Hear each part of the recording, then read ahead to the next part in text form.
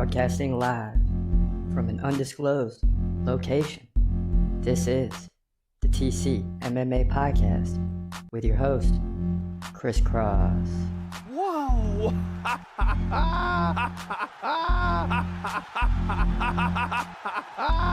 Dana White privilege. Let's go, baby! Let's go! Let's go! Let's go! Let's go, baby! Dana White privilege. Privilege. Privilege. All right, we are live for UFC 303, the big three, the final three fights. Looking forward to it. And it seems like one of those nights where everything's against us, so we'll see what happens. Major thunderstorm outside. It's going down. Right now, Anthony Smith making his walk. So we're just in a holding pattern. But make no mistake, we got three big fights coming up. And the last several fights, well, really all night's been really good. I think we had 3 or 4 decisions to start the night, and then we got rolling after that. So that's where we stand right now. So we'll look at the picks throughout the night. There's Jelly Roll. Okay, Jelly Roll. Big roar from the crowd for Jelly Roll. He's live in Vegas. As Anthony Smith is kind of about to get checked in. He's number 10 in the division, right? Roman Dolidze moving up from middleweight. So very interesting situation going to happen here. And the middleweight division, well, this will be light heavyweight, excuse me. Middleweight division, strong as ever right now. Light heavyweight division, strong as ever. Title on the line tonight. A lot of question marks with 3 really good fighters in Jiri. Of course, Jamal Hill, Alexander Rakic. All these guys dominating for a while. Now all of a sudden you got Pereira up in this division. And what's going to happen tonight? Right now, we get a banger. And Anthony Smith is, as we said in the prediction why we like Anthony Smith, is he's just held serve. He's done what he's supposed to do. He beat who he's supposed to beat. And there's no reason to believe he's not going to do that tonight. I mean, this is a fight he can win and he should win. But Roman, last 3 wins all by KO. So he's got the power. Does he have light heavyweight power? That's what I want to know.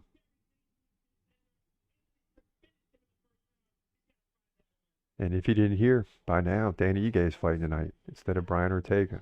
Don't ask me how. I just know it's a catchweight fight.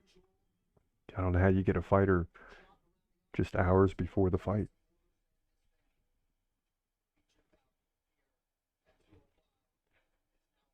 Roman looking bigger, but I just don't know. I mean, this is it's a big jump, middleweight to light heavyweight.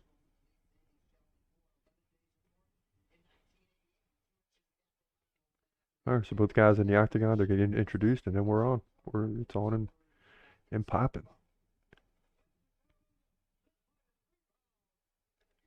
Crowd been treated to a few KOs. He had a TKO in the previous fight. Bueno Silva stopped in round 2. Dr. TKO stoppage. Ian Gary and MVP going to a decision. Ian Gary got that one. Very close fight.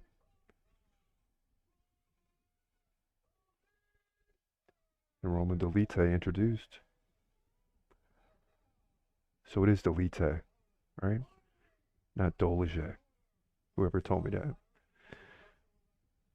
Anthony Smith, 38 and 19. He's 6'4". Omaha, Nebraska. Slight underdog, huh? Interesting. I don't know. He's always held serve. He's just always held serve in these situations.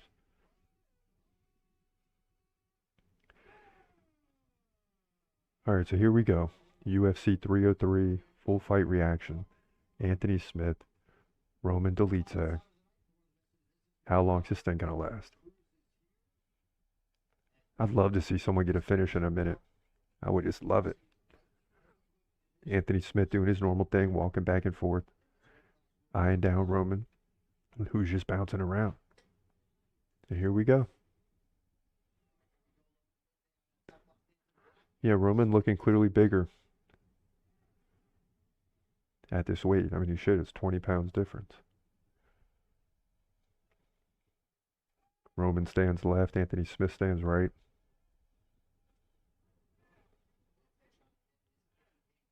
Some leg kicks early by Delita. And another one. Anthony Smith is, he's still holding his ground in the top 10. Some say barely. I say he beats people he's supposed to beat. He's just not going to beat the top 5 anymore. Still very capable, though.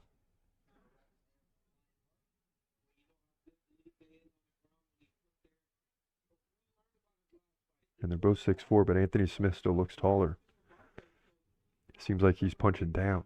Roman squats down low because he's trying to land leg kicks, and there's one. That was a big one.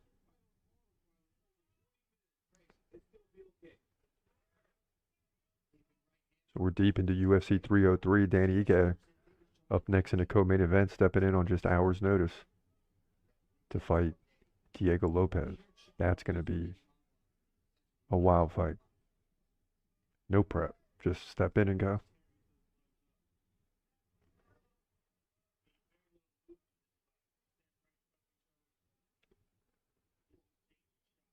Come on, Anthony. You got to pick the pace up here.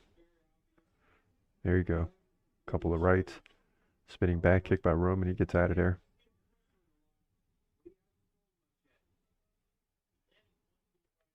Neither guy's really landed just yet. A lot of leg kicks by Roman. They both throw, but they're also blocking.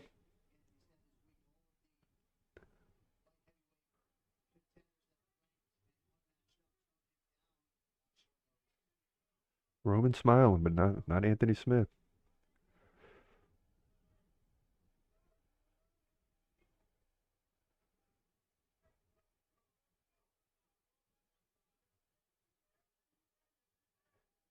Anthony Smith's still a big guy, man. He's got the leg strength. He just has to utilize it in this fight. Big upper body.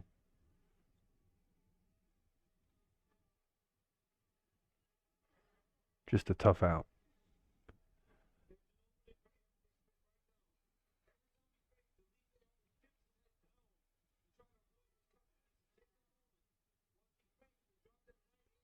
Yeah, see, I don't like that. So Roman smiles. They both touch gloves. It's like, Anthony, stick to the script.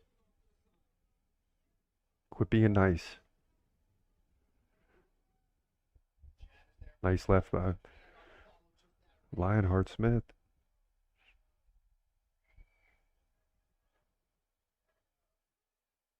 Ooh.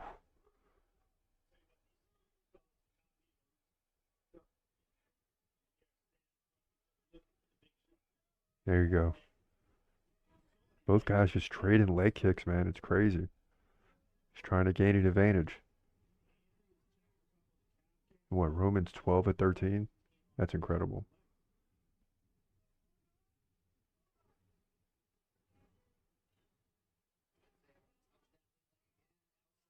And to me, that means Anthony's feeling it, right? He's feeling the need to return them. But it doesn't seem to be having an effect on the fight right now. So some big punches traded there by both guys. Not really connecting, just they're throwing. A little bit of boos from the crowd fade away pretty quickly here. And these guys come in big time. Both guys. Anthony Smith almost trips. 50 seconds left. And they're both ducking their head coming in.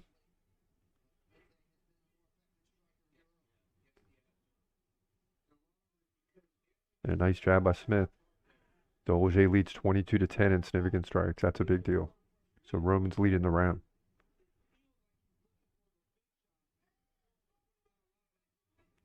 And that's why I think, like, Roman keeping it friendly is good for him.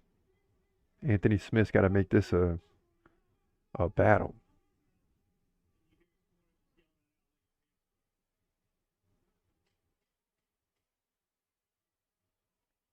Yeah, and Roman's dancing around the outside. He knows he's got this round. So good round for Roman. Start out here, light heavyweight fight for him.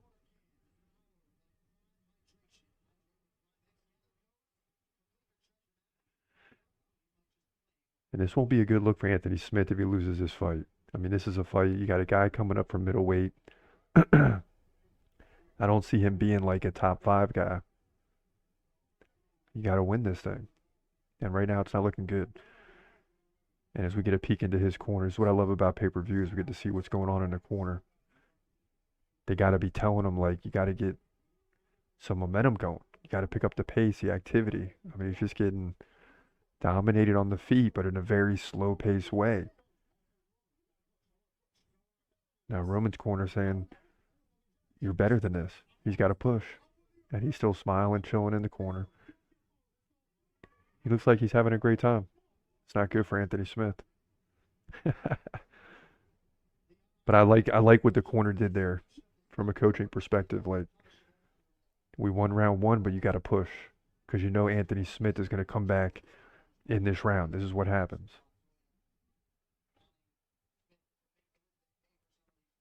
Here we go. Both fighters touch gloves.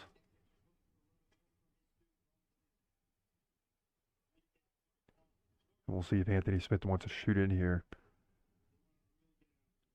You know, you figure you're the bigger guy, right? He's coming up. Anthony Smith should have more pounds on Roman. Should be able to land takedowns and control the fight.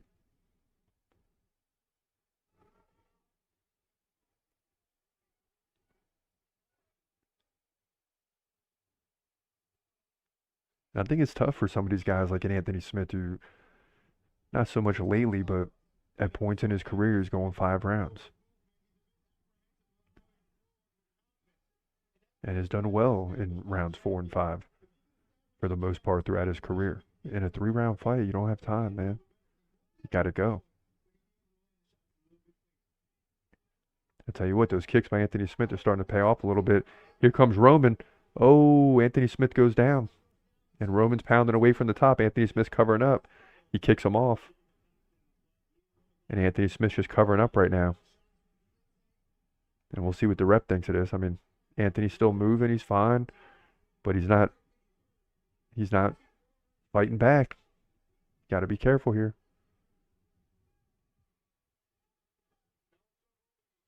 Now Roman will just slow everything down. He's got the head in the neck area, just hitting him against the fence. Now he's looking to take the back. There's a lot of time here. Just under 3:30 on the clock. So we'll see what Roman wants to do here. So far, Roman winning this fight pretty easily. I mean,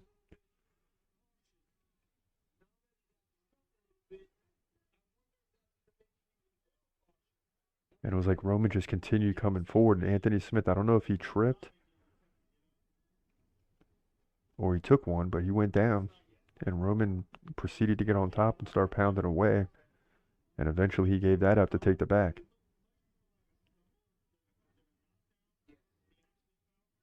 Seemed like for a minute that Roman might get the finish.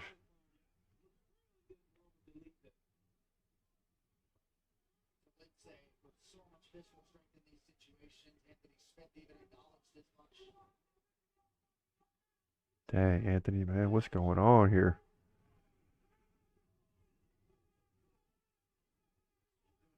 And if he wins this way, we'll see, you know, maybe this is a better division for Roman. I mean, or is Anthony just fading? I mean, it seemed like Anthony's been fighting well in fights that he's got to win, or that he should win. He wins them.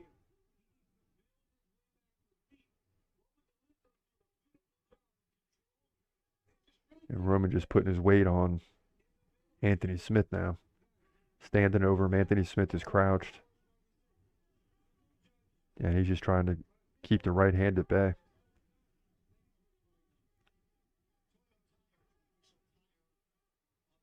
Yeah, it looked like Anthony Smith would stand up, but it's not going to happen. And after the crowd was motivated for the first 90 seconds, they're beginning to boo again. They're getting tired of just guys laying on each other. I mean, and this goes back to how we got here throughout the night, which we'll see that during the break.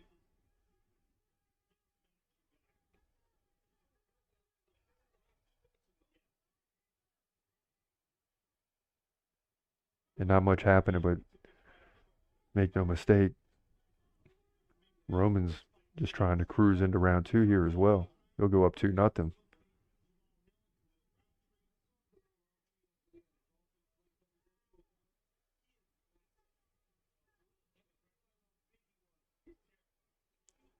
And it's funny if you think about it, all 3 fights a month ago, 2 months ago, weren't even scheduled. Especially with Ortega out now and Ige in. None of these 3 were supposed to go. You're supposed to have Conor and Michael Chandler. You're supposed to have Brian Ortega and Diego Lopez. Jamal Hill was going to fight Carlos Ulberg. I mean, it's all changed in short order. And now Anthony Smith gets up and he's throwing now. He takes a left, and boy, he looks tired. Anthony Smith looks really tired.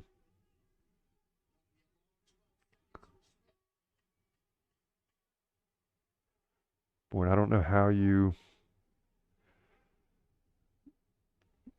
recover in round 3. I mean, it's just been all Roman in the first 2 rounds. Maybe he can get a second win, but then he needs a finish. I mean, this is a bad situation for Anthony Smith. And we'll see if he sits. Yeah, he'll sit in the corner. And he's taking some deep breaths.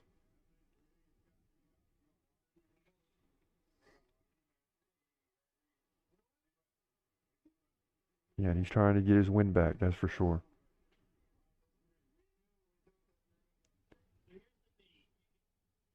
Oh. And we're seeing from replays earlier on a knee if Anthony Smith was down, but it was close, but I don't think so. Roman landed a big left. Eventually Anthony Smith went down.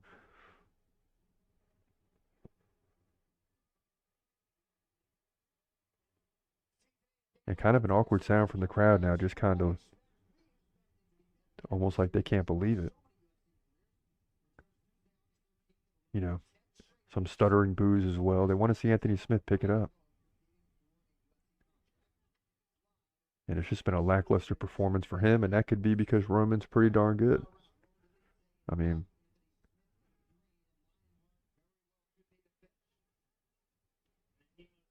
yeah, Anthony Smith definitely needs a finish. No doubt about it.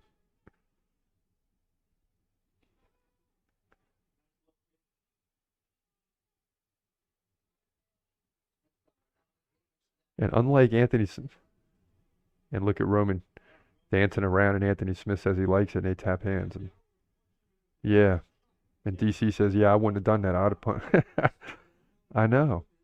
Roman's dancing around, and then Anthony Smith smiles and touches gloves with him. I mean, no, man. That's like in baseball. I mean, the only thing I think of is a guy hits a home run and he stares it down and walks to first for too long. Disrespectful. 1 minute gone, round 3.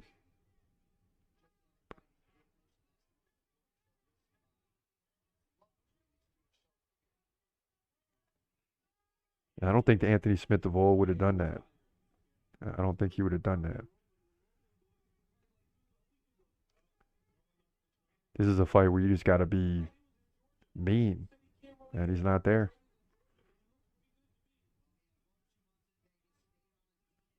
And I didn't get to hear completely what his corner said to him in terms of Anthony Smith, because they spent the better amount of the break trying to get his win back. Kind of hard to tell the guy you need to finish, but that's what they needed to tell him.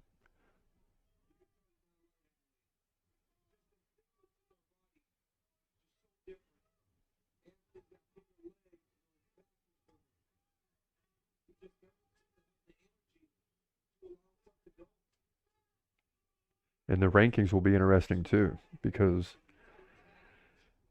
and that's what it's going to come down to is, do the guys make, that are picking these rankings or doing the rankings or have a say in it, do they believe it's just Anthony Smith slowing down, or do they think Roman's that good? Because he doesn't look like a true light heavyweight. I think a little bit of this is Anthony Smith slowing down. So it'll be interesting to see where they put him. I wouldn't be mad with like 11, 12, 13. And then Roman's got a choice to make. Which way is he going to go? Middleweight, light heavyweight? Can't bounce around these two.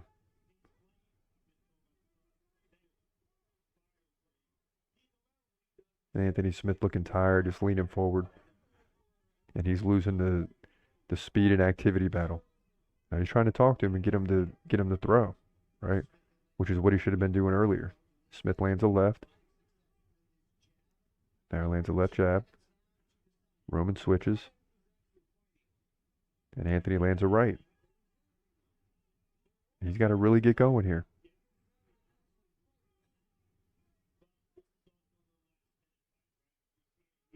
(41-14) head strikes for Roman.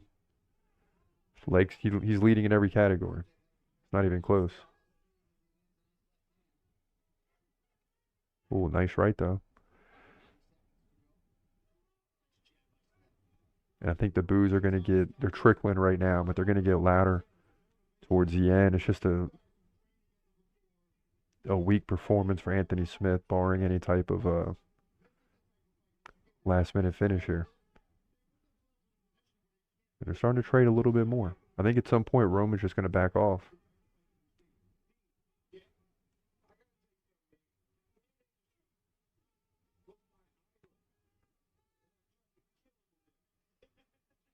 Yeah, boos are starting to pick up.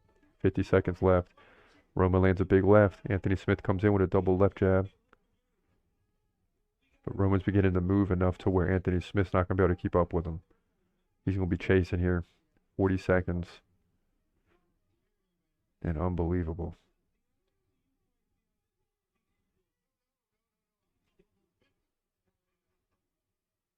Yeah, it is kind of boring fight now here in round 3. I can see why the crowd's booing. I'm getting bored. I might be booing too, you know, because the guy's down 2-0 and he doesn't seem to be going for a finish. You know, it's kind of like, what are we doing here? Final 10 seconds. Headed towards an easy 30-27 win for Roman, and I'm completely surprised. Completely surprised. And Anthony Smith got dominated here. Crowd's booing. I knew when the bell rang they're going to boo, because it's just like, you know, what are we doing here? If he's not trying to come back and get a finish, what are we doing? And you see, you know, a lot of leg kicks by Anthony Smith, but he still trailed there 26-20. And any control time went to Roman. Yeah. And Roman looked great in round 2. I mean, nearly got the finish.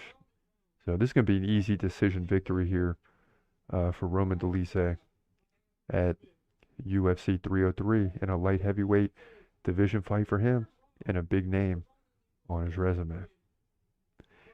All right, so here we go. We're taking our first break. We're knowing we got to stick around for the decision because this is an easy one. So the co-main event is different. So there's no prediction for that. Although maybe I'll think about it before we get into the fight and make it right before we start. Because I like to have a prediction, but it's a very tough one. Very tough one. But here's how we got here. All the preliminary, early prelim fights. Wild night so far. Stay tuned. We'll be back for the co-main event next. 20 seconds left now. Vinicius Oliveira just dancing around. He's just racing to the bell now. Got a big lead here. And now he gets a takedown on Simone. Pounding away with the left and just dominating this fight, man. There's a tap. He puts his hands up already. He's smiling. And this is going to be a big win for Oliveira. I mean, against a high-quality opponent, and lands a leg kick at the end. Ricky Simone claps. Both guys hug it out, which you weren't sure was going to happen about 10 seconds ago. But they hug it out, and this is going to be a dominant win for the Brazilian. He's going to move to 21-3. Oliveira dominated on the feet, 96-34 in significant strikes, but head strikes is where it was at, 55-22. So that's how it turns out. Bantamweight division, UFC 303. Ray Soroya and Carlos Fernandez putting on an epic grappling fight. This fight heads to a decision, but both guys back and forth. Yeah, Soroya with multiple takedowns. Carlos Fernandez flipped positions several times, but to me, Ray Soroya got the win here as both these guys come together. Significant strikes, 17-16.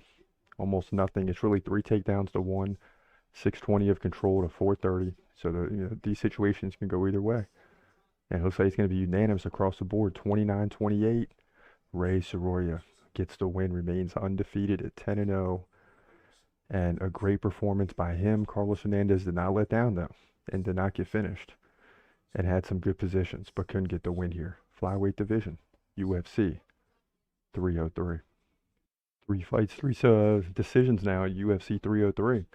As Arlovsky and Budaj, or Budaj, however you want to say it, are waiting on the final decision. I mean, it's almost even, 54-52 in significant strikes. Both had some control time. Well, 4:58 for Arlovsky, 2:40 for Budaj. Some boos during the fight. People want to see a finish, obviously. But here we go, nonetheless. But Budaj, 143-82 in total strikes. I don't know. Definitely was more active. It's going to be split. 29-28 Budaj.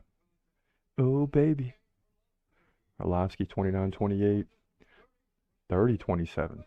That's always different when that happens. Arlovsky got his hand up. Martin Budaj. So you had a judge believe that he won all 3 rounds. Amazing. That's the way it goes down. Budaj moves to 14-2. Heavyweight division. UFC 303.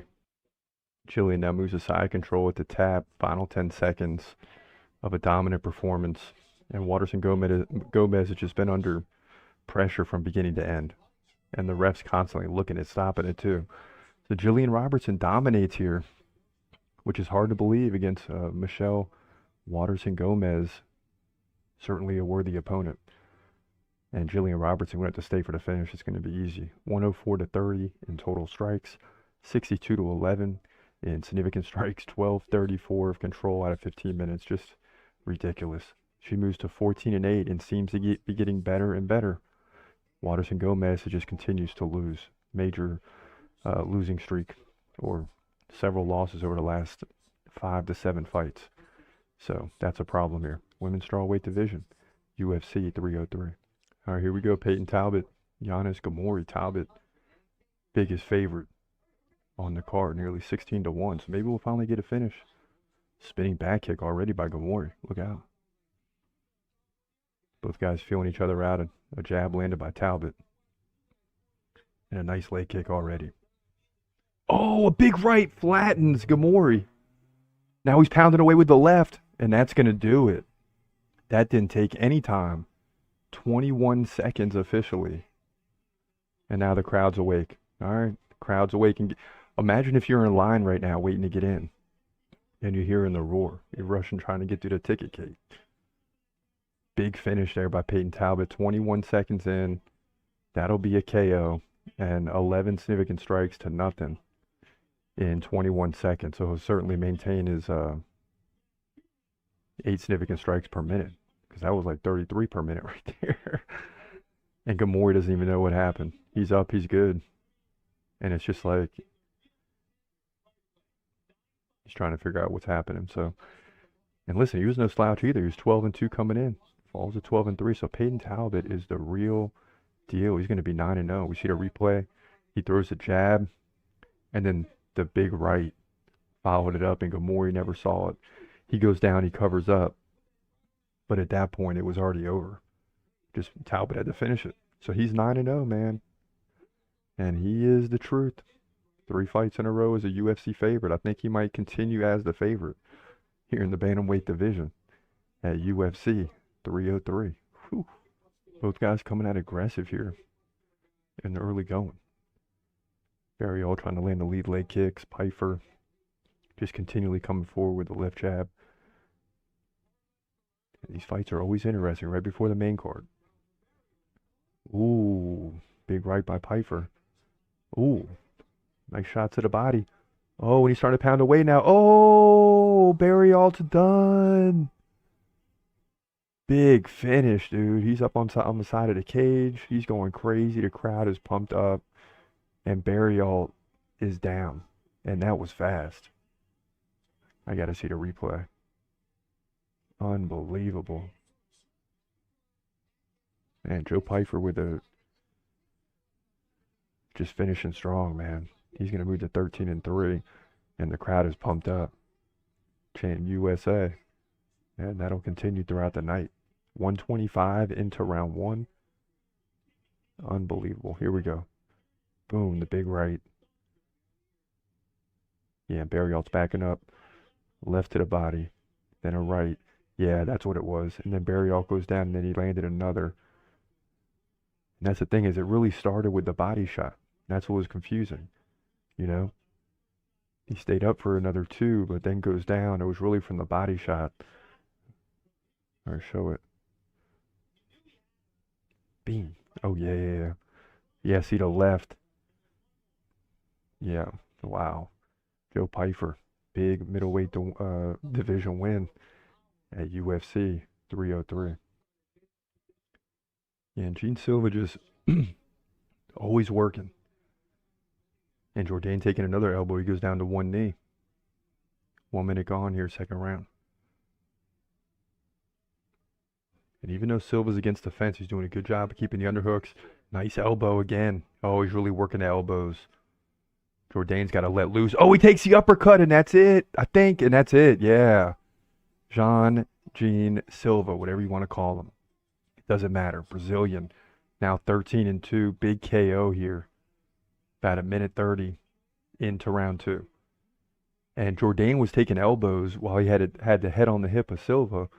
And when he finally released from those elbows, boom, he took the uppercut. And that'll do it. 29-18 significant strikes for Silva.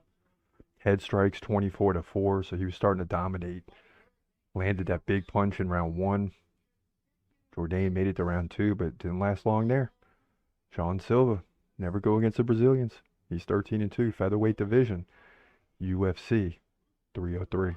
Cub Swanson and Andre Fili putting on an absolute show here at UFC 303. We're waiting the decision now, but exactly what you would expect. 54-52. Significant strikes for Fili, very close. Head strikes 40-35.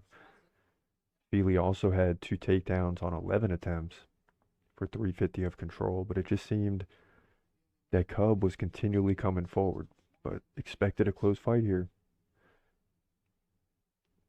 And likely a decision coming in, just because these guys can both go to work. Probably a split decision. That's why it's taking a few seconds. All right, both guys being called into the center. Here we go. Buffer's ready. Man, interesting. Cub was chasing the whole time. He's constantly coming forward. I think he gets credit for that. Finished strong around 3.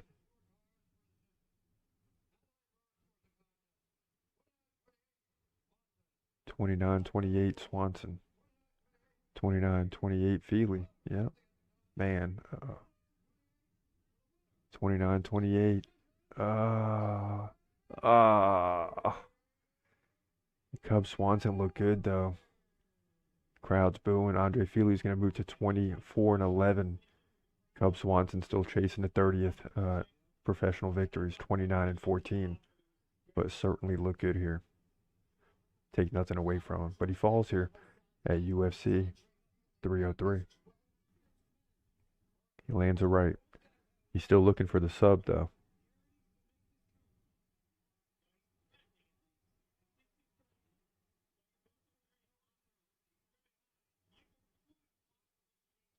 Same as before.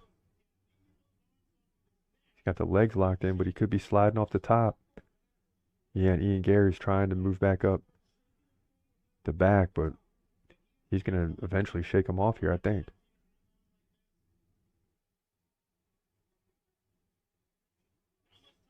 And a great battle here under 1 minute left. Ian Gary pounds away with 2 rights.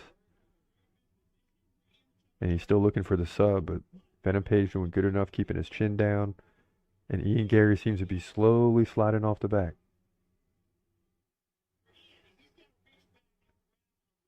And tremendous leg strength. Tremendous leg strength by Ian Gary.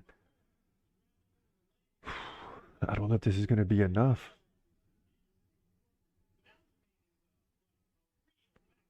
You know, but the thing is Ian Gary is a real problem when he gets up on you. You just got to commit to it. and look for ways to get there in tough situations like he had here for a good 8 minutes against MVP. Now, all of a sudden, the final 2 minutes is he's back to normal. But I don't know if it's enough. It is a good look to finish the round for 2 minutes. I don't know how you score this round. This is going to be a highly interesting decision. Highly interesting decision because it really just all comes down to round 3.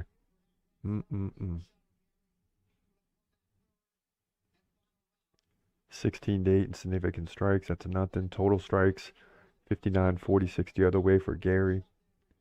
Head strikes, Michael Page, 11 to 6. Control time though, Ian Gary 7:30 on 2 takedowns. Seemed like Venom Page had more than 2 minutes, but he didn't. So I don't know. You control half the fight. It's just that I don't know. Usually in these situations, the control time doesn't do much for you, but this is a significant control time, and he led in total strikes. So it's just I don't know.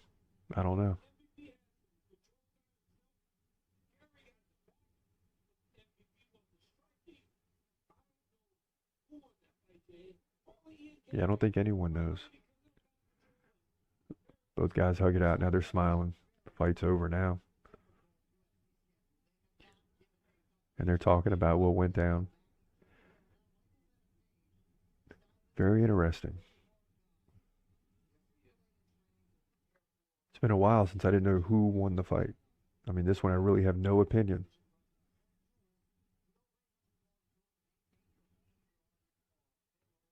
And they're still trying to work it out. Finally, Mark Smith's going to let him know, like, let's go. Here we go. It's going to be unanimous. 29-28. So all three picked him in round 3, whoever it is. Still undefeated. Ian Gary won the round. He's going to move to 15-0. Unbelievable. So Ian Gary gets the win here, welterweight division. Incredible. UFC 303. You're watching the TCMMA podcast. And now, back to your host, Chris Cross. Welcome back. It's your boy Chris Cross, and yeah, that's how we got here. So Ian Gary getting the win there. Then Myra Bueno Silva goes down. Anthony Smith goes down. And now we got an awkward situation here with Dan Ige and Diego Lopez. And my pick is in. I just went ahead and made a crazy last second pick. And boom, there it is, Dan Ige. That's our prediction. So if anyone tries to challenge a prediction, we're showing it before the fight. We got Dan Ige winning this fight. We got to get involved, right? It's no fun if we're not involved. And I'm glad I took him too because... Wait, is Dan Ige coming in? Hold on. Dan Ige came in second, so do I need to switch this around or what? Killing me here.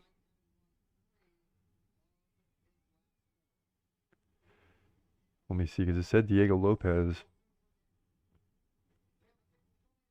Now they switched it. Killing me here, man. They are absolutely killing me, but that's all right.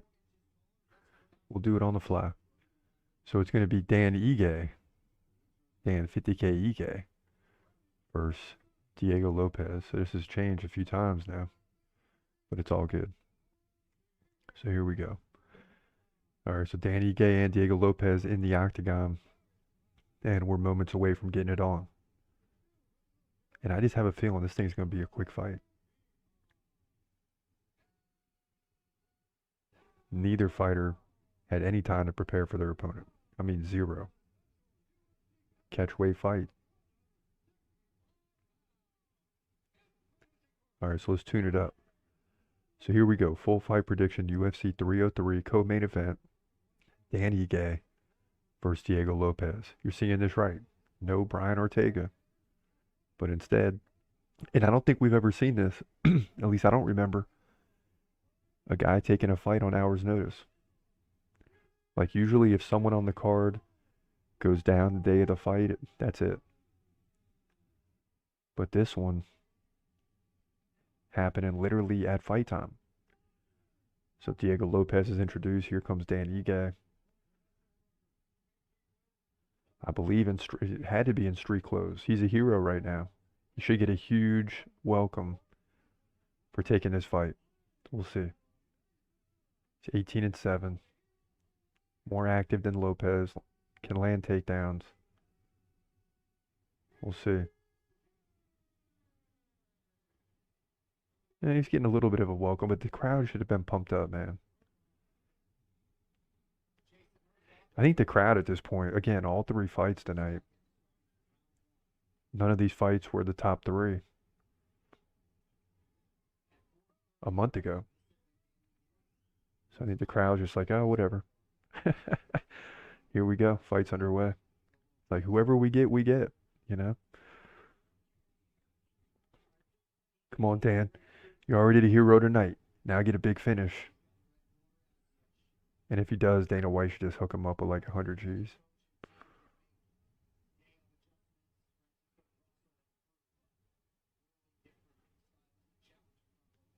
Man, you wake up out of bed today if you're Danny Ige.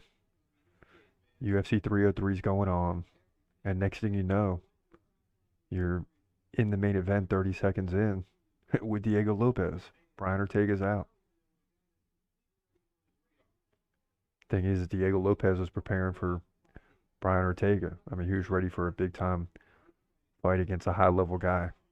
And this thing is starting fast and furious here.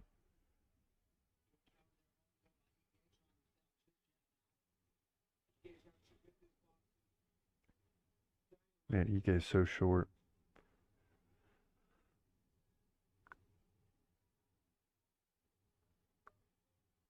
And a little bit of feeling out process here. I thought there'd be more. I mean, I get it. And it's hard to believe this is 165 pounds catch weight. So big weight difference too. Okay, so Ige was getting ready to go July 20th, and I mean that's 3 weeks away. So he's in the middle to end of training right now, and probably hadn't begun the process of getting down to the weight he needed to get to. So he's probably still at a decent weight, but now Dan Ige lands a leg kick here. But yeah, catch weight bout 165, wild stuff.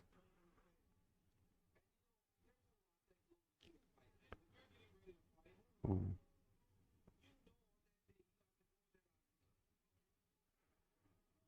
Diego Lopez grabbing Ige and landing some knees. Ige shoves him off. So just a weird start. Guys trying to figure each other out. Not really much time to study your opponent.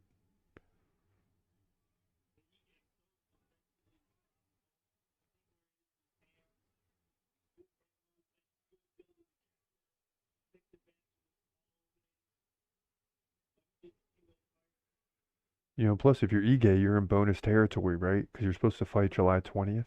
Like you come in and you get a quick finish. You keep that fight. But if you get a long decision, long fight heads to a decision, you basically just fought 3 weeks earlier.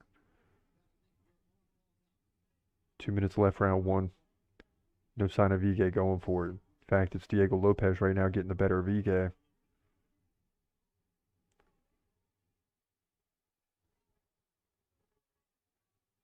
And Ige's got to utilize the boxing skills, man. He's a good boxer. He's got to move a little bit more. He's got to be more aggressive.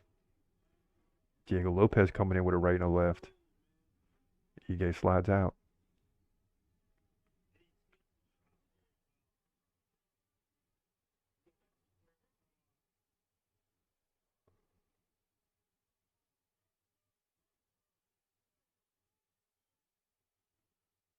And no rankings here, even though we know Diego Lopez is ranked as a featherweight. This fight 20 pounds above featherweight. So no rankings here, no weight class really.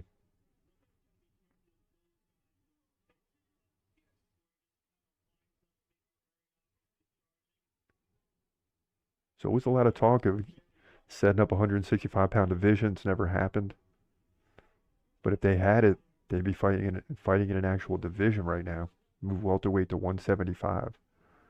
That was a talk for a while. Never panned out.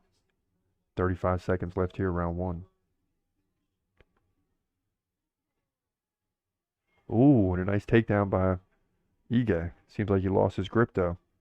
Now it's a submission attempt by Diego Lopez. Oh, he's got something locked in. This isn't good. This isn't good. Only 20 seconds left.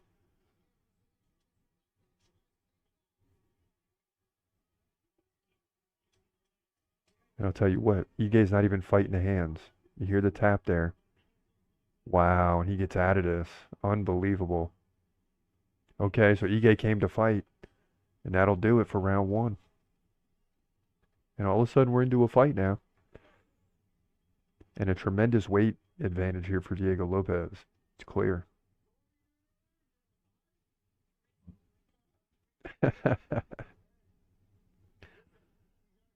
Dan Ige's corner just kind of joking with a little bit. Say, were you getting a massage earlier? What's going on? You got to wake up? You know, you got to. This is probably a surreal experience for Dan Ige. Like, you're not expecting to fight today. And then you get the call to fight, and you got to totally, like a light bulb, just turn on, boom, and be ready to go. And it just seems like right now, he's like in a surreal experience. He's not fully awake to the fact that, hey, you're in a fight right now. Like, and it's going to be over in a matter of moments if you don't get going. So we should see a more animated Dan Ige here in the second round. Very close first round. But probably Diego Lopez got it.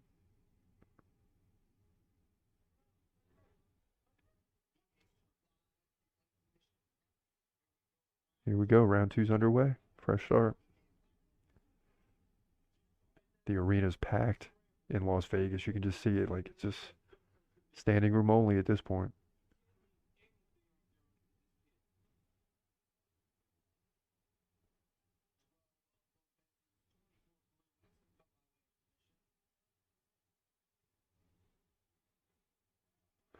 Ooh, nice leg kick by Lopez. Nice right by Ige. Although he was losing his balance when he threw it.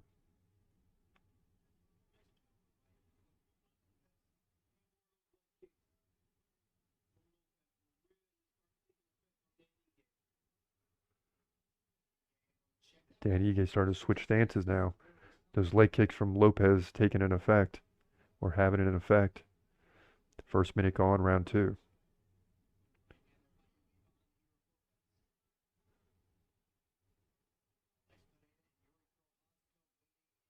You know, when you have a training camp, you're practicing for the style of opponent you're fighting, right? Just like in any other sport like football, like, you know, you got a whole week before the game. So you're preparing for that opponent. Could be different from week to week. Ige has had no prep time, and neither has Diego Lopez. The only difference is Lopez was preparing to fight, not Ige. That's a big advantage. 90 seconds gone, round two.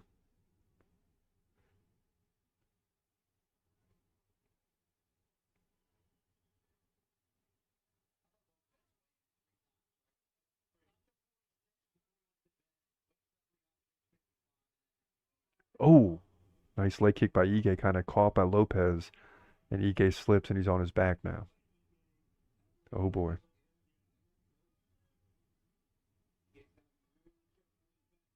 Ige's a black belt though, but Lopez taking it back very quickly. Ige grabs the right hand, already looking to. Earlier he didn't go after the hands. He kind of already got locked in, and now Ige flips. It doesn't work, and Lopez locks in a body triangle pretty quickly here. Lots of time. 2:40 left in round two.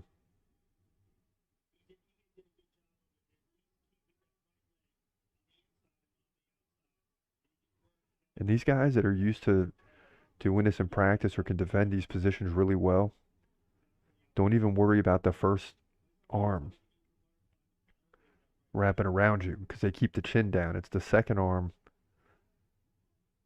And now he's battling both of them, but he doesn't seem too concerned with the first arm. It's that second arm he cannot let go of.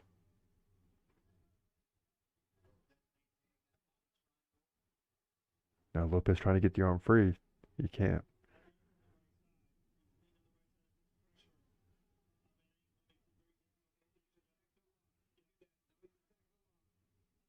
All right. Yeah, he's going after the legs, trying to get them off. He can't. He did, but Lopez switched it. And man, this crowd's going to go berserk, right? Because there's just a lot of control time throughout the night.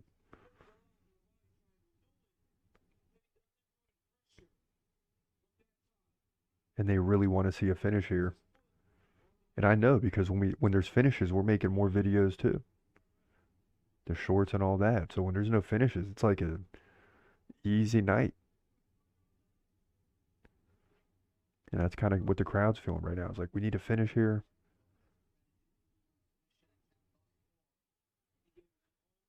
The only finish we've had all night was in the main car was Myra Bueno Silva, and that was a doctor stoppage.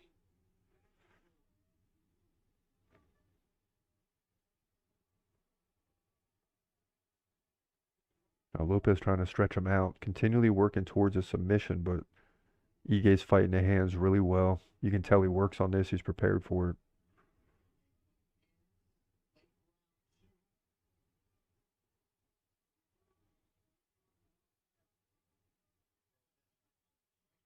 And man, I'm just ready for. Oh, and now Ige pounding away from behind. Looked good for a second.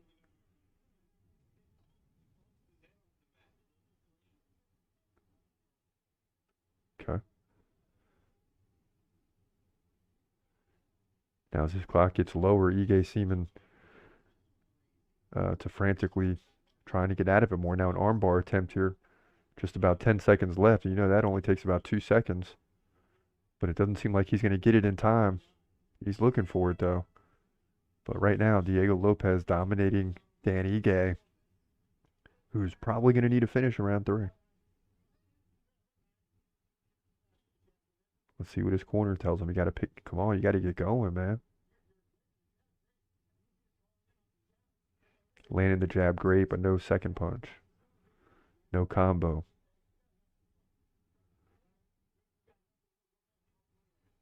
Okay, good. You got nothing to lose. Playing on it, playing on house money. That's exactly what they need to be telling him, but also that you need to finish. Like this is what you want to hear the corner saying. Let's be realistic. Yeah, that was a nice head kick by Ige, but he slipped after it. As we get to look at the replay, and then once again, it's just Diego Lopez taking the back. And Ige spent 2 minutes there. He landed some good punches here from behind at one point.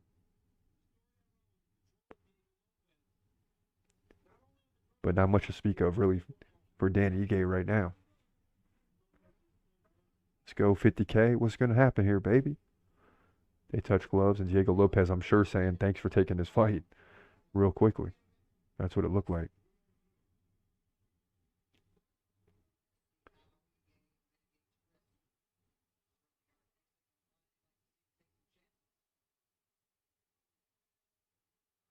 You know, because if you're Diego Lopez and the fight gets canceled, you have no chance to get your win money, right? You just get your show money, I believe. So the fact that there's an actual fight is huge for Diego Lopez, as well as Ige. And things should pick up here. 4:20 left, round 3. Now Lopez coming in. Ige fires a right. Both guys really missing here. Ige misses on an uppercut. He shoves Lopez against the fence. And he better be careful from getting too close. And I really thought it'd be Ige, shorter, able to get in and potentially land some takedowns. During the break, I was looking that up, just trying to see which way we're going to go with the prediction here on short notice.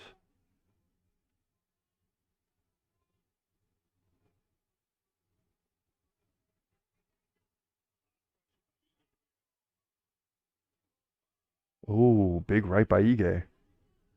But I think he needs to finish, right? I think he needs to finish. So far, Ige's having his best moments, best round.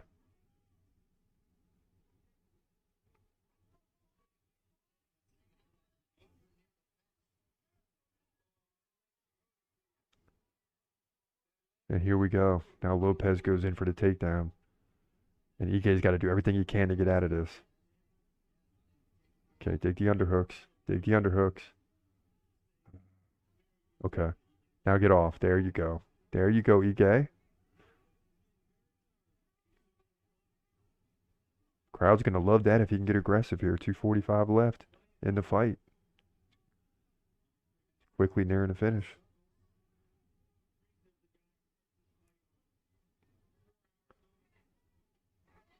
Damn.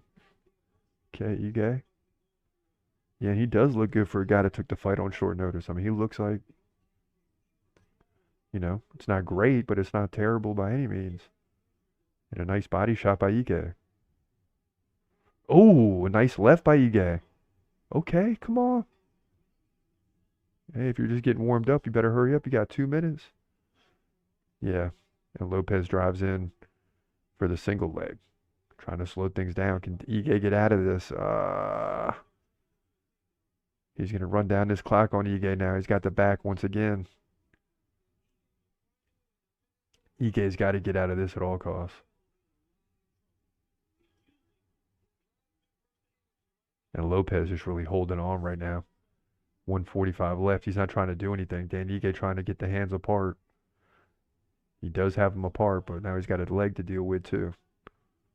Oh, Ige gets out. He's on top. Look at this. Oh, and he's pounding away. He's got to posture up now. Wow, he found himself on top. This is crazy. Ige definitely has a shot here, but he's got to posture up. Not a lot of time to work with. 1:18 left on the clock. Nice elbow.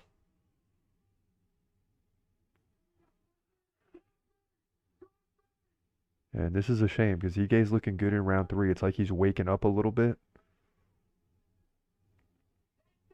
And unfortunately for him, there's only a minute left.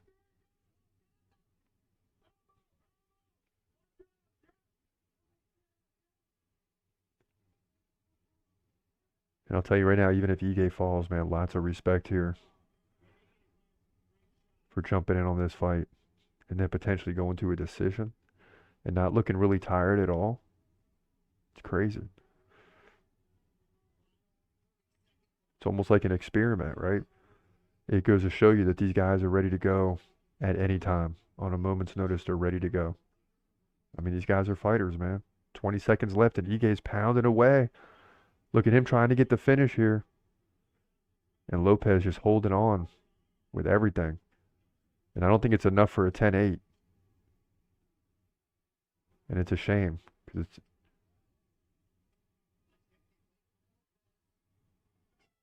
wow, and that's going to do it. And Ige was just coming on strong here at the end of this fight. Lots of cheers. Lopez holds Dan Ige's hand up, and it's unfortunate that Ige's probably going to fall. I don't think he really has a chance in the first 2 rounds. And Dana White kind of just saying thank you.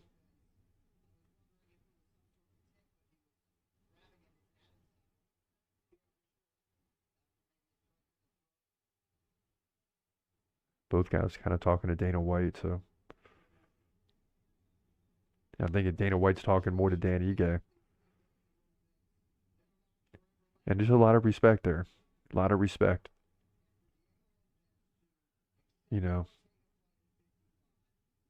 So, and you look at Lopez too. He takes the Ortega fight at 155.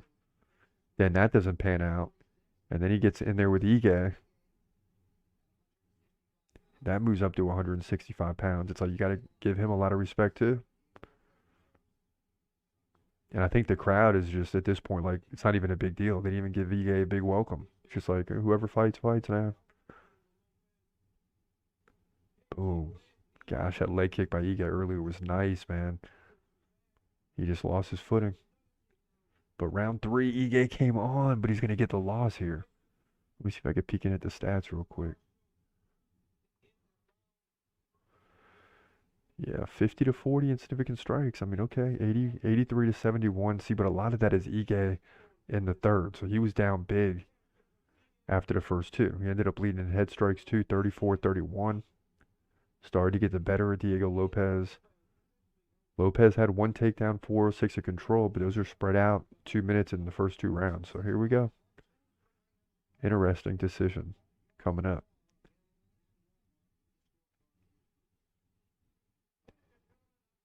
Here we go. It's going to be unanimous, 29-28. Yeah. It's got to be Diego Lopez. Yeah.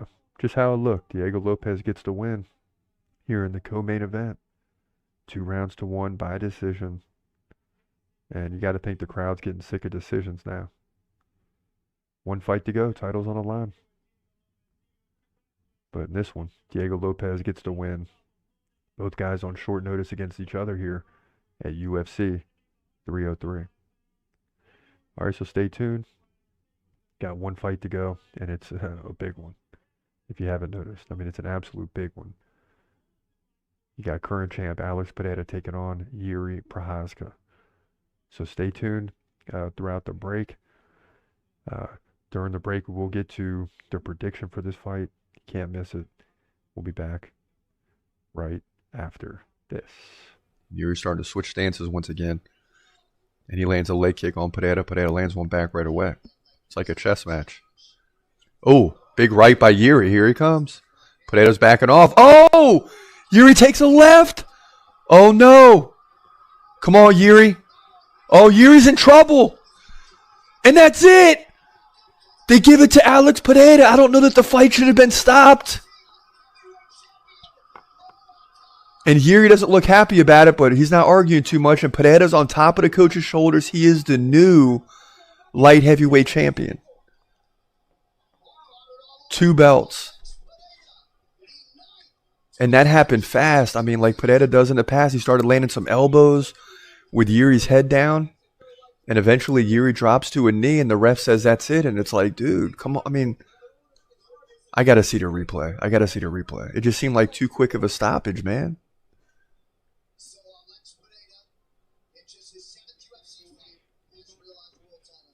Yep, and Jiri's congratulating Pereira, but he's still stunned. Not stunned like from the finish, just stunned that it's over. Okay, so Jiri lands a big right. He's coming in. He looks strong here. Boom, lands another big right. Okay, now Jiri takes a right. Takes a left. That dropped him. Okay, now he's going in for the takedown. And you're starting to see Alex Pereira start to drive the elbow. Why did they stop the fight, bro? Terrible, man. I mean, yeah, Jiri dropped the 1 knee, but then he's going in for the takedown, and Pereira's landing elbows, and then Pereira pushes him back and goes to get on top of him, but Jiri's not done by any means. Yeah.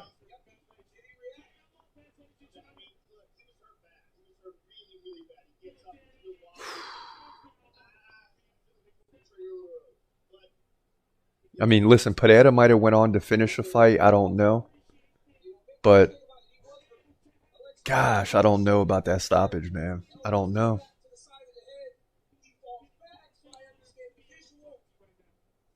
And I'm trying to mix that with the fact I wanted Jiri to win. Trying to let that go for a minute. Just look at this as a fight. Okay, so Jiri lands the right. Boom. He takes a right, takes the left. He goes down. Okay, but now Jiri goes in for the takedown. He's got the head on the hip. He's taking some elbows, okay, but he's in there trying to get the takedown. And eventually Pereira pushes him back, and he's on top. And Jiri still defended himself and then rolls immediately and is wondering why the fight was stopped. Wow. Wow. This is definitely going to be discussed in a post-fight press conference.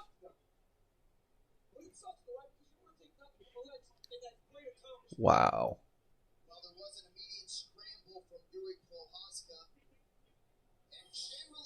Yeah, I mean, as soon as the fight was stopped, Jiri rolls like he got out of it. Gets back to his feet immediately. I mean, I don't know, man. That's crazy. That is crazy. But Alex Pereira is the new light heavyweight champ. You see Trump there in attendance. No Americans winning in the main card. here in New York. And Alex Pereira's family's ready to celebrate. And here we go. We're going to get the Anu. Dang, man. Got to give it up for Alex Pereira, though, man. This guy's a warrior, bro. And we just went 0-3 in the main card for the first time in a long time. Wow. By KO. And new. Wow. Alex Pereira 9-2. Check this out. The guy is 9-2. 9-2. And he's won the middleweight and light heavyweight belt. Here we go. Come on, Jamal. You got to pick it up if you want to win this thing. And I'm predicting Pereira to win. I'm totally stuck in the middle on this one. Oh. A low leg kick, and Pereira shoves him back and says, no, get out of here. Oh, big left!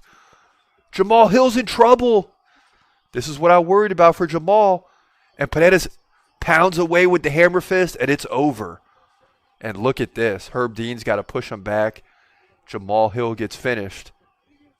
And that's it. Jamal Hill says, why'd you stop it? But, no, I mean, I don't think he realizes what just happened. Pereira just rocked Jamal Hill and just kind of pounded away 5, 6, 8 times maybe. And Pereira's pumped up. And he's at his height right now. And now, like Pereira said, he's ready to go with 301. And if he gets a first-round finish, you never know. Could he fight Ankalaev at UFC 301? He could easily return in a month, whether they want him to do that or not. And he's getting a black belt. Wow. Unbelievable. And Alex Pereira with a dominant performance. Jamal Hill, had to take this fight, but probably came back too early, let's be real. And that's exactly what I figured would happen. You're going to see Jamal Hill at a different level in the next fight, just like you saw Jiri tonight. And Jamal Hill's not happy with this, but Pereira shoved off Herb Dean. And this is when Herb Dean comes in and says time, and Pereira says nope, put his arm out and shoved him back, and Herb said okay. And right away, boom, lands a left within 2 seconds. And that's when Jamal Hill's in serious trouble. Look at this. Beam. And it only takes one. Yeah, dude. Yeah, he had him right on that left. Jamal Hill went down hard.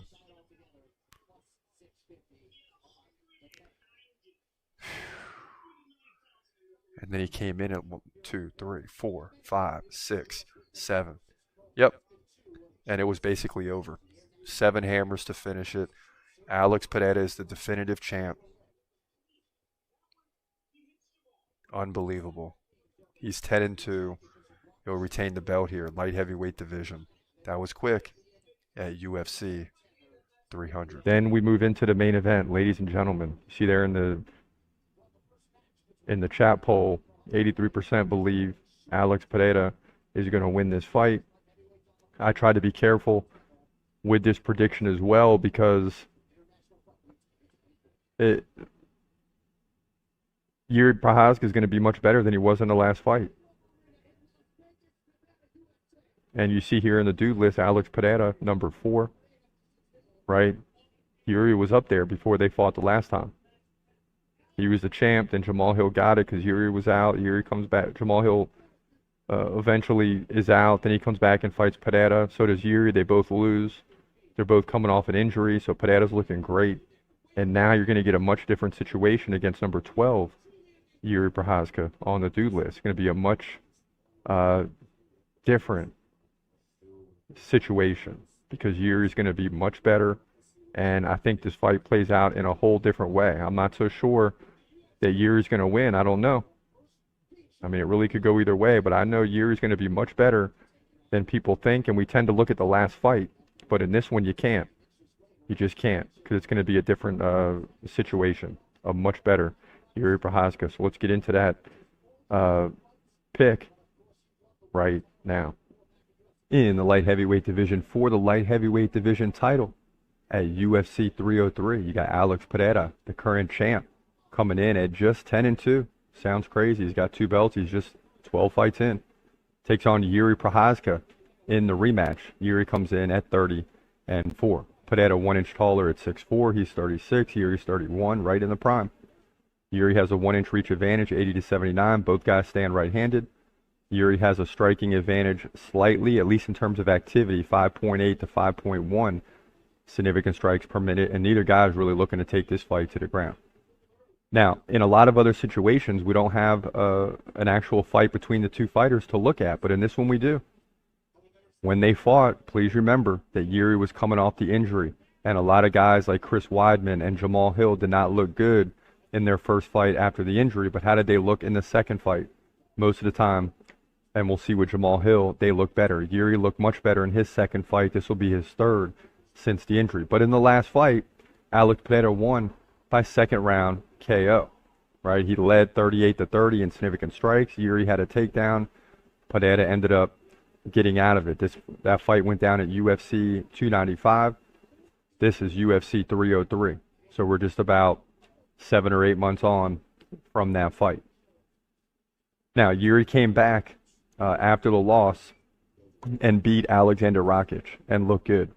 KO'd him in the second round. He led 69-58. Also had a takedown. So, you know, that's the thing here. And right, Rakic was coming off the injury. So guys that are coming off the injury, at least in the last year or two, have pretty much all lost that first fight. And then they tend to look better. I expect Jiri to look better in this fight. Is he going to win it? That's a different question. As much as I like Jiri and want to see Jiri get the belt back, I got to be realistic here and go with Alex Pereira. Will I pay for this and be 0-2 in this series? Very possible, because Jiri is going to be much better, no doubt about it. But Alex Pereira is the champ. He continues to beat everyone in front of him, minus 2 people. But in the UFC, he looks almost darn near unstoppable. I like him to win, but this time it's going to be a much closer fight, may even go to a decision. But Alex Pereira wins to move to 11-2. This guy is phenomenal. He'll keep the light heavyweight division belt, in my opinion, here in the light heavyweight division at UFC 303. And it's tough to say that. It's tough to even hear myself say that Alex Pereira is going to win, because I would love to see Jiri Prochazka win. But Pereira just seems dominant. I mean, yeah, Adesanya got him in a middleweight fight. It's kind of like Pereira was done with middleweight division. You know, he's moving up where he's stronger. But it's just tough, man, because I think Jiri's got a real shot to win this thing. And what are the odds right now? I see 83% in the chat poll. Right now, the odds are Pereira 1.5 to 1 favorite. Prochazka's almost even. I mean, it's a very close fight. And I think the odds makers know, too, that Jiri's going to be this isn't the same fighter coming off an injury. Talking about a 1 inch reach difference. Both fight right-handed. Both land over 5 significant strikes per minute. Pereira's 1 inch taller. 36-year-old versus 31-year-old. Prochazka's still in the prime. I mean, this is going to be a very, very interesting, much better than people imagine, because we're just thinking, oh, Pereira, finished him the last time.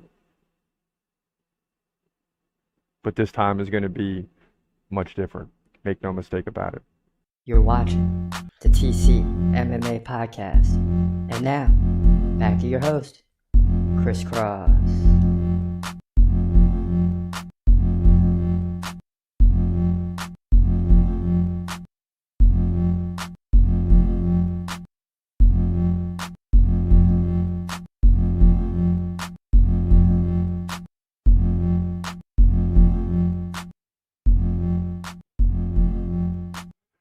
Welcome back. It's your boy Chris Cross checking back in.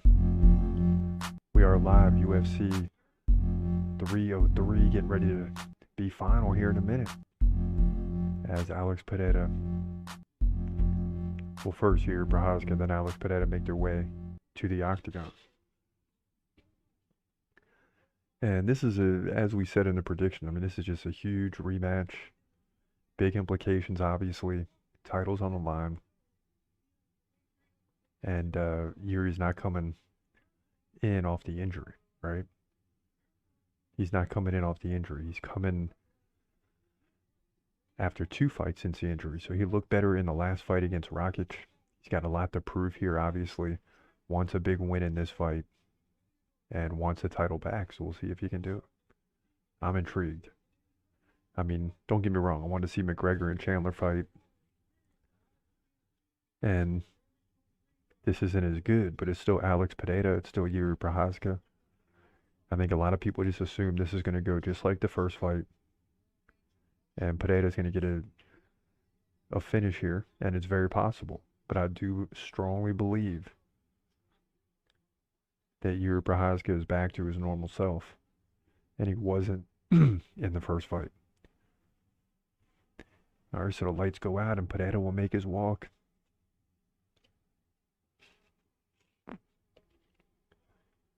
T-Mobile Arena, Las Vegas, fully packed.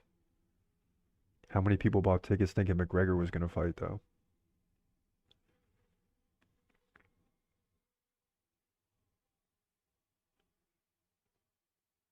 And if you haven't seen Alex Pereira's walkout, I mean, it's amazing. I like watching it.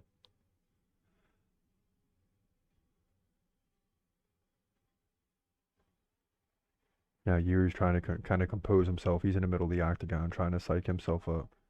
And here comes Alex Pereira looking tough as ever. One of only 9 UFC fighters to win 2 belts in different divisions.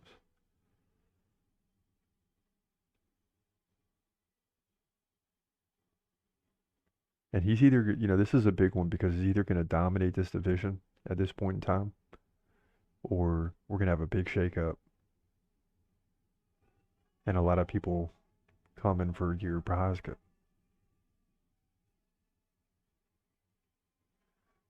But the more Pereira keeps winning fights like this, the more he can make a claim to go up to heavyweight, which is what he ultimately wants, is a potential 3rd title fight for a belt against the likes of like John Jones.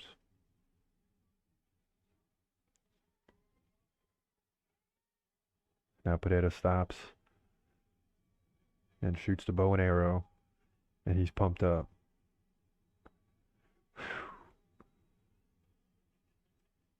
Tell you what, man. I'm not getting in front of that left-right combination. That's for sure. That is for sure. Fighting out of Sao Paulo, Brazil. The champ, once middleweight champ, lost the belt to Adesanya. Right? Eventually went up to light heavyweight, got the belt there. At a time when, the big dogs of the division were giving up the belt, right? Jiri gave up the belt. Jamal Hill won it. He gave up the belt. Alex Pereira gets it.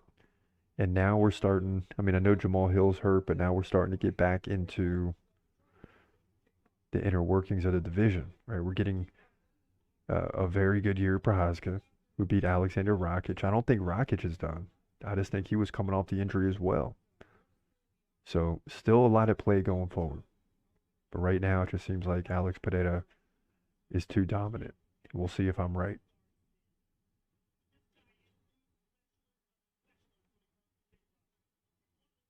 But I'm ready. I'm ready for a 5-round battle. I'm ready for a first-round KO. I just don't know what to expect here.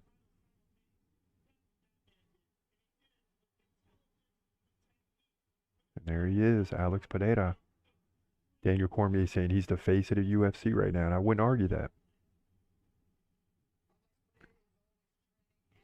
And this fight is kind of on short notice, and Pereira's putting up the belt, and it's kind of like he'll fight anyone at any time too.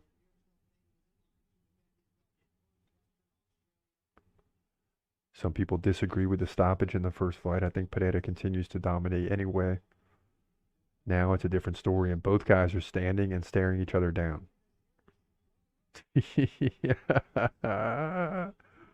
Holy cow. And neither one's moved in like a minute.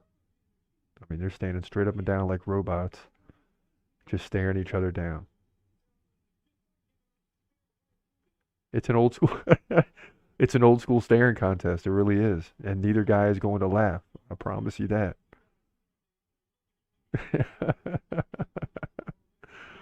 Jeez. And they're letting us drag out too.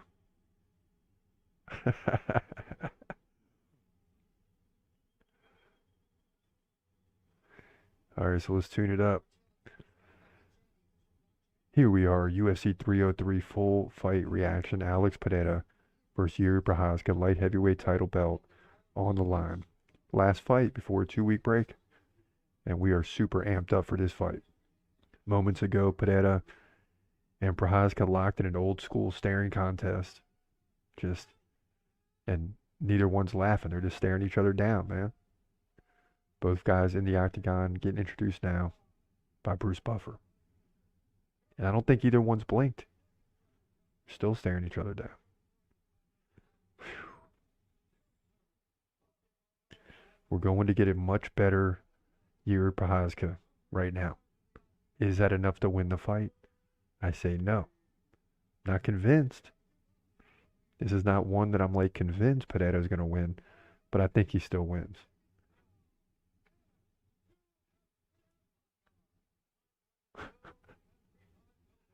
God, these guys haven't moved in 3 minutes.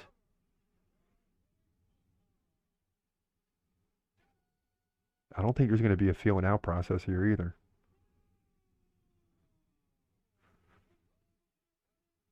Yes, we got a title on the line.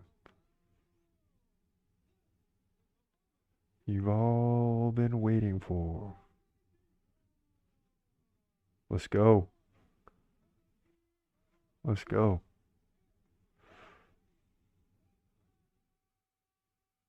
Yes, sir. It's...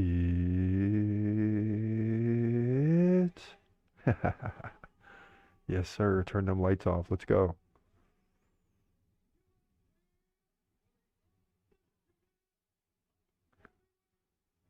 Now, Yuri's got his arms up. Pereira has not moved in 4.5 minutes.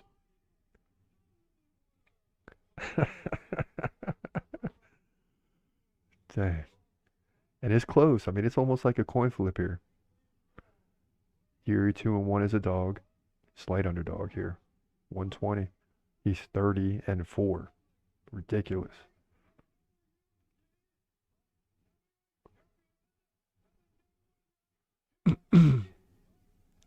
So remember, he relinquished the belt on his own, right? And he wants it back. Very admirable at the time. A lot of guys may have sat out for the year and kept the belt. Let an interim belt be developed. But he just said, nah, you know what? I'm not going to be able to fight. I got to give it up. Couldn't believe it, but big decision by Jiri. Respect. Alex Pereira 10-2.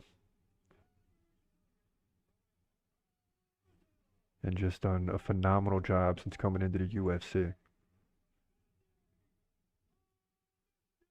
And in this division, especially middleweight, yeah, he got beat by Izzy. A determined Izzy to get his belt back. But at light heavyweight, he's been unstoppable. Unstoppable.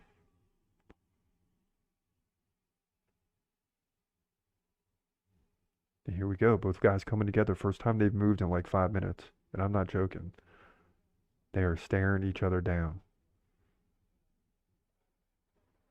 And to me, Pereira's got the worst stare down because he doesn't... You can try to stare him down. He's looking right through you, man. Man.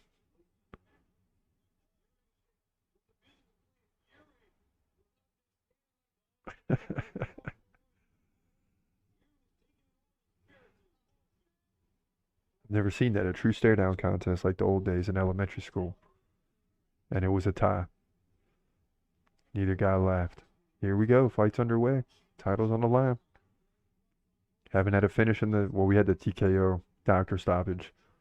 But really haven't had a true finish in the main card. First leg kick landed by Pereira.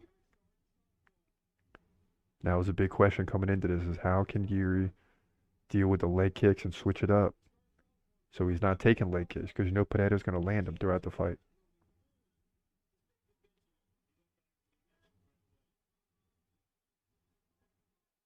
Jiri came back from the injury, fought Alex Pereira. That didn't go well. He lands a nice jab, and here comes Jiri. I thought we'd see a more aggressive Jiri here, but you still got to be careful of getting caught.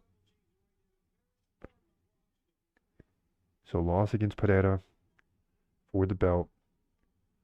Then came back and looked good against Alexander Rakic to get back to this point.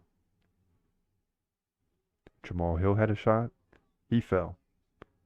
So both the two former champs have been beaten by Pereira. And now he's trying to do it again. A second time against Jiri.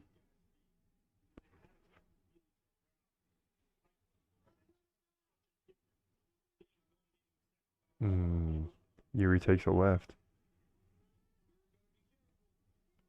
Jiri's definitely being more aggressive and trying to get close and to the inside of Pereira, but Pereira keeps that back foot down, and he's always in a position to throw power punches. That's that kickboxing style. And Jiri comes in with the long hands, lands a jab and a right, now takes a right.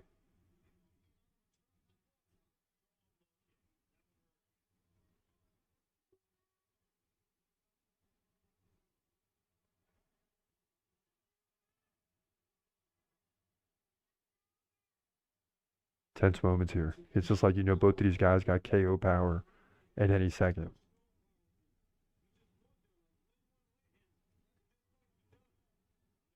And a nice left, followed by a leg kick by Pereira.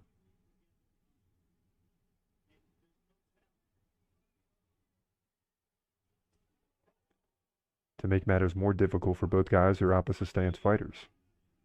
Jiri switching to righty every now and then. That's how he stands now. Middle of the octagon.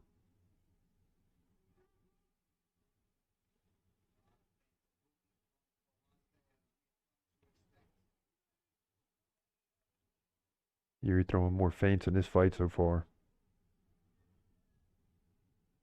Both guys grabbing at the lead hand, trying to slow each other down. And so more feeling out here than we even had in the first fight. And I think both guys know that this is a much different situation, right? A much different situation than the first fight.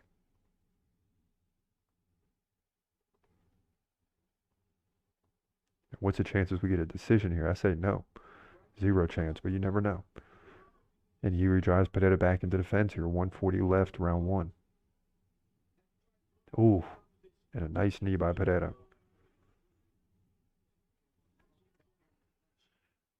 And right now they're in the clinch. The crowd being a little patient, right? This is at least 5 rounds. Guys got more time to work. And this is something different from Jiri here compared to the first fight, is trying to get in a position where you can control the fight. Right? We all know how tough Pereira is in a stand-up. But you start getting into the body, force Pereira to defend, lean on him, have to hold your weight, and just take him out of his normal comfort zone, which has been on the feet, just landing big punches to finish people.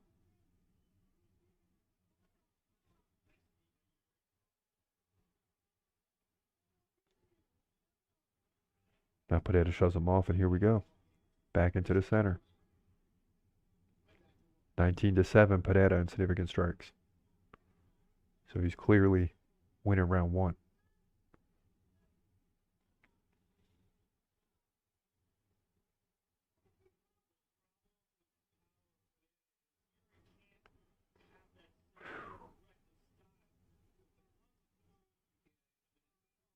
Man, Pereira is so strong up top. He's just so strong. Yeah, Pereira is definitely landing a lot of leg kicks. And he can do this for 5 rounds. Oh, a big left drops Jiri at the bell. Ooh. And I think Jiri thought the ref stopped it because he got hit right at the bell. I'm not even sure if he heard the bell. And that wouldn't have been good if there was 10 seconds left in the round. Wow. Wow, wow, wow.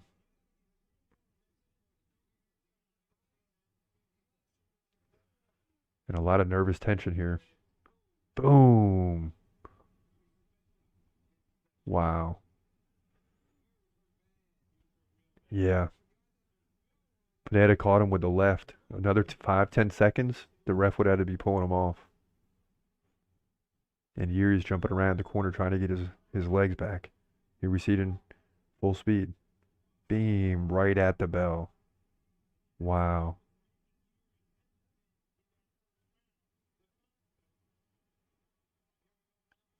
Here we go, round 2. Let's see. See if Yuri's recovered. See if Pineda wants to bring it.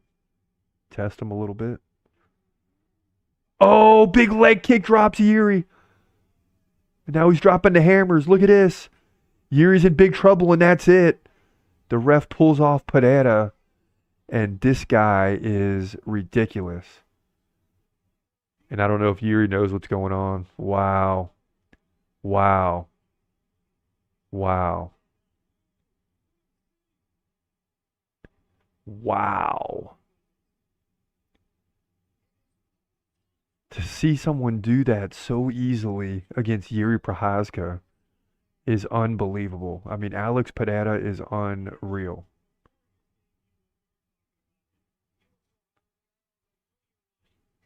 And didn't waste any time into round 2, landing a big leg kick. And Jiri Prochazka goes down again. And I think now he's probably going to say something about the heavyweight again in the interview. I think you got to let this guy do what he wants to do. I mean, you got to let him. Yeah, Joe Rogan's saying that now too. Now it looks like he hurt his toe once again as he did in the last fight. Beam. Yeah. Yeah. Look at this. Boom. Oh my gosh. Oh my goodness. Alex Pereira is unbelievable, man. Unbelievable. And still champion. Boom. That looked a lot like, I think it was Justin Gaethje on Dustin Poirier. A lot like that.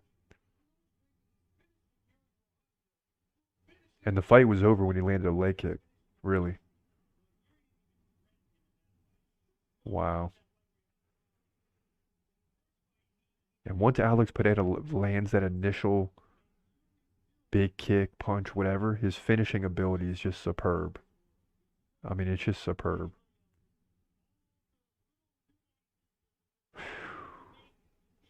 Wow. Wow.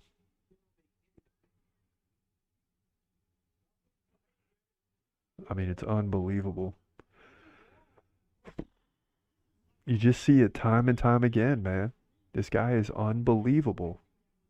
I just can't believe it, man.